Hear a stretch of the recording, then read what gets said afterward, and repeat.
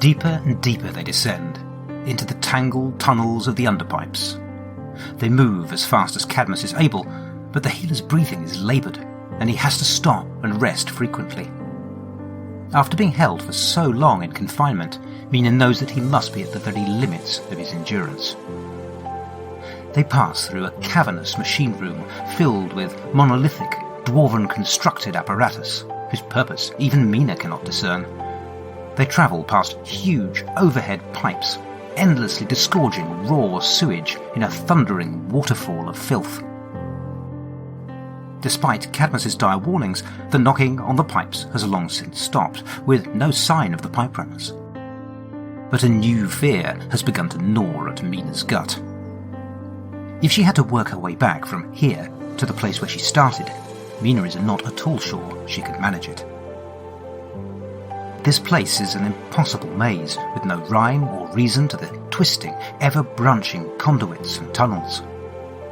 Hundreds of feet below the bustling streets of Kairos, in the darkness and in deadly danger, Mina is coming to realize that she is hopelessly lost.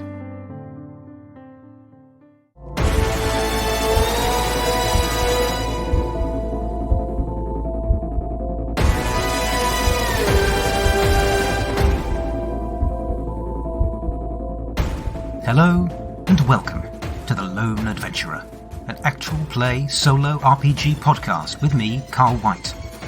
I will be your narrator, your game master, and your guide as we follow our hero, Mina Montessario, on her journey into the unknown. For this game, I will be using the D&D 5th edition rule set, as well as a variety of other systems, tools, and tables as they take my fancy. A word of warning. The following scenes may contain mature themes and disturbing imagery. Listener discretion is advised. The adventure continues.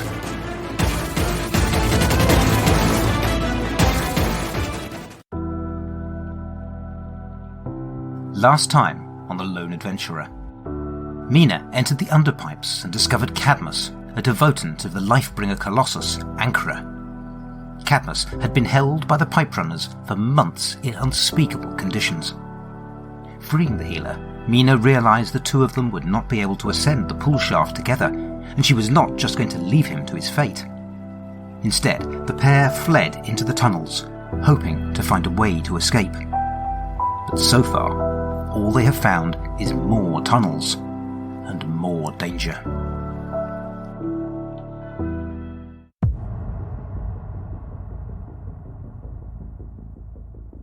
Just a little further, Cadmus. We need to find somewhere defensible we can rest properly.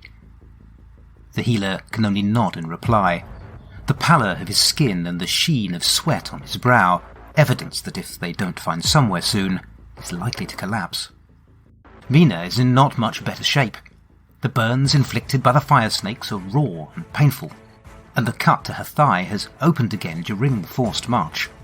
She's tired, hungry, and thirsty, and she knows that what limited supplies she has brought for herself will not last long with two. She tries to distract herself by speculating about her surroundings. The Underpipes link to the city at countless points, so there must be access, if only she can work out where. She visualizes the shape of the great chain link, recalling the width and length of the straits from her school lessons, calculating the interior and exterior radii in an attempt to estimate whereabouts they might be in relation to the city above. Of course, there is another variable, one that's been nagging at her ever since they passed the sewage falls. Those pipes, each at least 40 feet in diameter, had emerged from above them, their source lost in darkness. But from what she could see, and from the echoes in that place, the ceiling of that chamber must have been at least 200 feet above them, and the sewage, pouring past their walkway and into the darkness below, sounded like it was travelling at least another 200 feet downwards. They have been travelling downwards fairly consistently since they met, which doesn't quite add up. She's approached the city by airship, and so she's seen how it sits upon the link. At the highest point of the link, the city sits nearly flush to it, with buildings of the lower city districts extending downwards as the sides of the link curve away.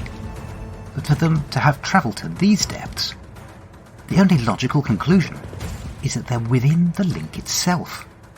That the underpipes somehow extend into the very core of the immutable, unworkable black iron first carved by the dwarves in the aftermath of the Sundering. Something that should be completely impossible. She can feel implications of that thought, branching and extending out to some unseen conclusion, but Cadmus interrupts her with more practical concerns. Mina, are you seeing this? She looks around, realizing for the first time that they have entered what appears to be a ruined outpost of some sort, clearly once fortified, but now smashed and shattered beyond repair.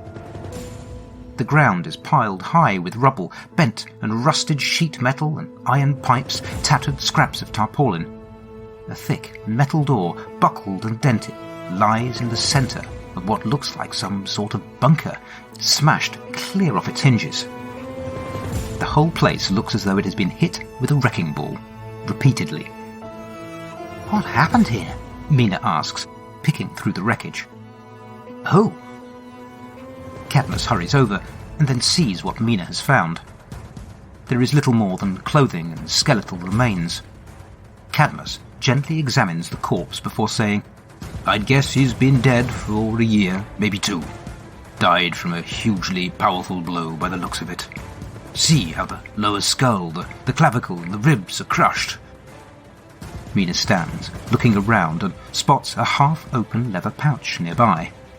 Within, she can see the tantalizing glint of gold. She approaches cautiously, gesturing Cadmus back. This is just a touch too tempting, don't you think? Let's just make sure there's no... Aha! Here, you see? Pressure plate beneath the rubble. Let's just follow this back.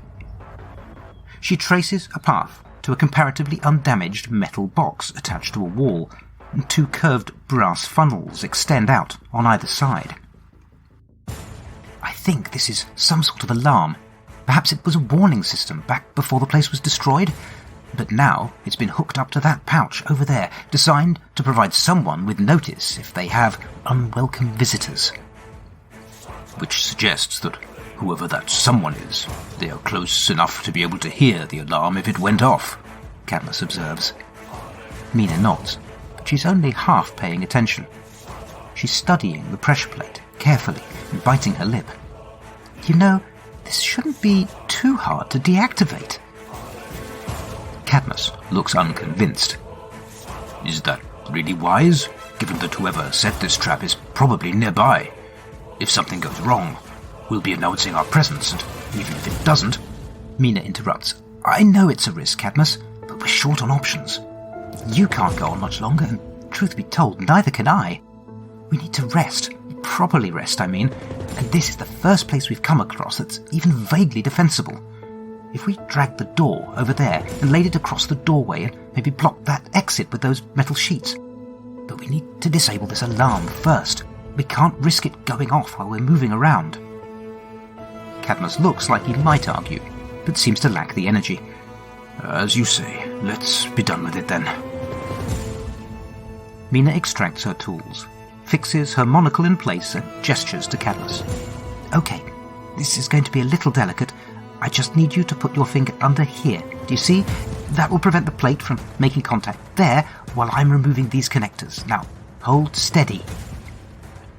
It's a delicate operation, but Mina's hands are sure, and in moments the trap is deactivated. Mina grins at Cadmus. You see? Nothing to it. And we've got ourselves 14 gold into the bargain. Now, give me a hand with this door. They spend the next 15 minutes making the place as safe from intrusion as they are able, and then finally both slump down, backs against the wall.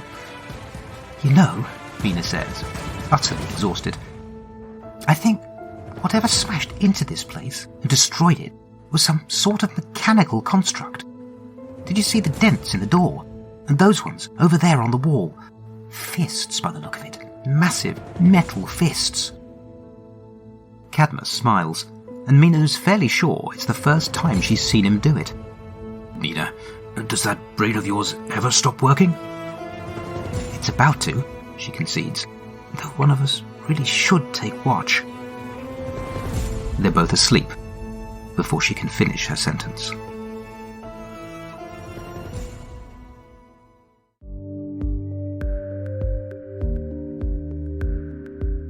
I confess I'm starting to get a little nervous for Mina. It was a bit of a gamble heading down here into what basically constitutes a near-endless mega-dungeon, and with her only at a lowly, squishy level 2. But I figured she could always just leave again if things got particularly dangerous. That option, though, was removed when she realised that she would either have to abandon Cadmus to his fate, or press on with him into danger. This was quite a defining moment for Mina, and one that, when role-playing it out, felt as though it came from as much a place of guilt as it came from a place of basic decency. Putting myself into Mina's head, she felt haunted by the firestorm she'd caused in the spot, and she's determined to have no more innocent deaths on her conscience. I say she, but it's sort of I. I was haunted by those deaths. I felt that guilt, and that determination not to fail again. I dearly love playing role-playing games with my gaming group, and having that unique joy of collaboratively building an emergent shared reality and story with people I love and trust. Even playing RPGs with total strangers can give me some degree of that same enjoyment. But there is something different that you can get in a solo RPG, I think. Something perhaps narrower, but deeper. I've got totally into role-playing many characters that I've played in group games, inhabiting the role I'm playing and becoming absorbed in the story being told together. But I don't think I'm ever as fully immersed in a character as I'm able to be in a solo game. In a solo game, I have the luxury of time. I can reflect for longer and more deeply on who my character is, on what they're feeling and thinking, and why. Anyhow, I mentioned that I feared for Mina, and that's certainly true. She's scared, and her fear is bleeding over into me. This is a dangerous place to get lost in, low on supplies and short on backup. Some notes on my dungeon delving prompts. My first two were common areas and empty. That meant there was nothing useful to me there, and so they served quite well as descriptive dressing for the opening teaser section. That first location, the incomprehensible dwarven machinery, was the result of a mythic description roll, infuriatingly mysterious. The interpretation there was very much a product of context. Knowing my character, nothing would infuriate her more than machinery she didn't understand. And, knowing my setting, I knew that ancient dwarven master engineers had built this incredible place. Two of this dungeon's themes are arcane mechanisms and incredible power, after all. The real curveball was still to come, though. Trying to find out if she was anywhere near the surface, but expecting the opposite to be true, I asked if she was deep. And the answer was exceptional yes, which led me to the conclusion that somehow the underpipes they found themselves in were actually inside the chain link. That is most definitely not canon, at least not until now, and has potentially interesting implications. We'll explore those if they become relevant. I considered adding that to my mythic thread list, but I think for now it's probably covered by the existing thread, Investigate the Underpipes, so I'll leave it for now. The destroyed outpost was the result of another Perilous Wilds roll. This time I got the Shadowy Forces theme and an unnamed unique location, which Mythic informed me was Angrily messy. Combining those, I envisaged a smashed hardpoint that hinted at some sort of battle between unknown rival factions. My dungeon exploration move also resulted in a discovery, treasure, and a danger, a trap. I used Dungeon for both of these and then a Thieves' Tools skill check, plus the guidance cantrip and advantage from Cadmus's help action. And that all went pretty well. So the chaos factor will drop once more to 5.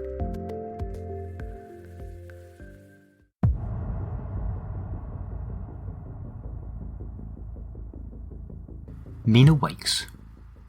She has no idea how much time has passed, but the morning sunlight is warm on her skin, and she feels calm and at peace. Wait, Sunlight? That can't be right. She blinks, properly awake, and as she sits up, a luminescent cloud of tiny, hovering, winged creatures rises from where they had settled upon her. They seem to have been attracted by the magic in your equipment, Cadmus notes. He is stood on the far side of the outpost, moving slowly through a series of elaborate martial forms. Your pistol, collar, and coat pouches were covered in the things.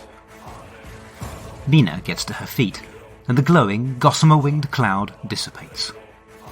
Well, they certainly weren't attracted by food or water, she says glumly, rummaging through her pack. We're completely out of both, and if we don't find either soon, finding a way out of this place will be the least of our worries. Cadmus smiles. I think I may have a solution for part of that problem, at least. Take a look at this. He indicates a tiny patch of purple fungus growing at the base of a wall. Then, before Mina can protest, he cups his hand around the crop of small mushrooms, intones a quiet prayer, and then bathes them in divine light. He plucks one and passes it to her. Try it. Mina does so, though with some trepidation, but astonishingly, the tiny morsel leaves her feeling full and satisfied. Cadmus scoops up the little mushroom patch and tears off a strip of his tattered tunic and carefully wraps it. We'll still need to find water, but with care this should keep us both fed. The pair set out once more, stomachs no longer grumbling, sharing stories of how they came to be here. They trek for several hours, up through more interminable pipe-lined passageways that wind and double back on themselves, and not once do they see anything to suggest a way out. Finally, they emerge into a wider space. Ahead, in the distance, they can see a tangle of thick copper pipes rising vertically perhaps 80 feet from a squat metal construction at the centre of a comparatively open area. Several more large pipes converge on the central building, snaking across the open space from walls some 60 feet away. The whole dome-like chamber is lined with tubes and thrumming machinery. "Do you feel that, Cadmus?" Mina asks. "That vibration underfoot?" The entire time Mina has been in the Underpipes, there has been a constant sense of the power inherent in this place. The whole place feels alive with energy. But this chamber is different. This place positively reverberates, pulsing with barely constrained power. As they step into the chamber, Mina catches a sudden glimpse of movement. "Get down!" she whispers, but it's too late. Emerging from behind the building come two peculiar figures. They are clad in tattered leathers, their skin painted blue, covered with all manner of piercings, body art, and adornments. One of them, a tall, gangly fellow, points and shouts, "Intruders! Great Shaman! Intruders invade the sanctum!" Mina ducks behind what appears to be a hydraulic pump and draws her arcane pistol. "Take cover, Cadmus!" But instead, Cadmus walks forward, his arms raised. "We mean you no harm," he calls out. "We wish to talk." Mina peeks around the pump just in time to see a bearded, heavily built man emerge from the building, flanked by two more blueskins. A necklace of what appear to be human bones swing from his neck, and his whole body is completely covered in swirling, fluid patterns. "Defilers! Infiltrators! Prostrate yourselves before me!" the man bellows, sweeping his arms above his head. And to her horror, Mina feels her body moving against her will. Her muscles are in open rebellion. She forces her arm up, aims, fires. The projectile, wreathed in coruscating purple light, slams into the shaman's shoulder, half spinning him around. Not that Mina sees it. She finds herself on her hands and knees, forehead pressed to the ground. And from that position, she hears Cadmus yelling, "Stop! Stop! Violence is not the answer! We surrender!" And then she hears the bearded shaman call out, "My acolytes, seize the invaders! Let them answer for their trespass in blood!" She gets a degree of satisfaction from the pain in his voice. the 4 blue-skinned warriors, each clutching a wavy-bladed Chris dagger, leap out from behind cover and close in fast, attempting to pile on and restrain Mina and Cadmus. But the shaman's magic has weakened. Mina wrenches herself free of its grip, regaining physical control. She rolls to one side, grabbing a brass cylinder from her belt as she scrambles to her feet. "Seize this!" she snaps as the goons close in on her. She presses a stud on the tube and a stream of acid sprays into the first man's face. He shrieks and staggers backwards, clawing at his eyes as he falls. His companion is luckier, managing to dive to one side as the others flank Cadmus. These two feint back and forth, and then both lash out at once. The devotant blocks each thrust with a forearm, and then closes his eyes, whispers a supplication, and his whole body begins to glow with an inner light. The knife wielders glance nervously at one another, and then back away, shielding their eyes as the glow intensifies. "Cretins!" the wounded shaman yells, striding towards the combatants and drawing water up from below the floor gratings into a rapidly spinning globe. "If you can't hold them, I will slay them myself!" With a savage gesture, he hurls the spinning ball at the devotant, but it simply evaporates in the face of his growing radiance. The shaman's face contorts with fury. "Kill them!" One of his acolytes dashes forward, intent upon stabbing at Cadmus, but he instantly recoils with a howl of pain, his flesh blistering and burning in the face of the devotant's holy light. Mina has drawn a dagger of her own, wielding it left-handed as she tries to fend off one of the blueskins and get off a pistol shot. She quickly discovers her opponent is a considerably more skilled knife fighter than she is, which is to say that he has some degree of skill. He presses relentlessly, denying her any opportunity to catch a breath. Blood flows from a series of minor cuts. Then, the opening appears. The scream as Cadmus's radiant aura sears his attacker allows Mina to scramble back and have just an instant in which she can take aim and fire. Rather than shoot at her attacker, she fires instead at the shaman. His head, and that of the acolyte standing directly behind him, explode, spattering the remaining followers in a shower of gore. Headless, the 2 men's knees buckle. They topple forward, arms splayed. The 2 remaining blueskins freeze, wide-eyed, and then pull back, their knives extended defensively. They circle, back to back, but suddenly the balance of this conflict has very much shifted. Mina backs away, her pistol trained on the pair. "You've seen what this thing can do. Drop your weapons, and you have my word we won't kill you." Adrenaline is coursing through her. Her heart is pounding, and in the back of her mind, a quiet voice is whispering, "You just ended 3 lives you know nothing about, and you're threatening 2 more, who you know you can kill before they get within 10 feet of you. Are you really okay with that?" The bolder of the 2 warriors, the gangly lookout who first spotted them, points his knife at her. "To hell with you, intruder!" he snarls. "You defile our holy place. You slay our great shaman, father of HydroClan, and then command us to do your bidding? Never, you filthy heathens! If you would sully our sacred waters, if you trespass upon our lands, you'll have to slay us for them." Well, bugger.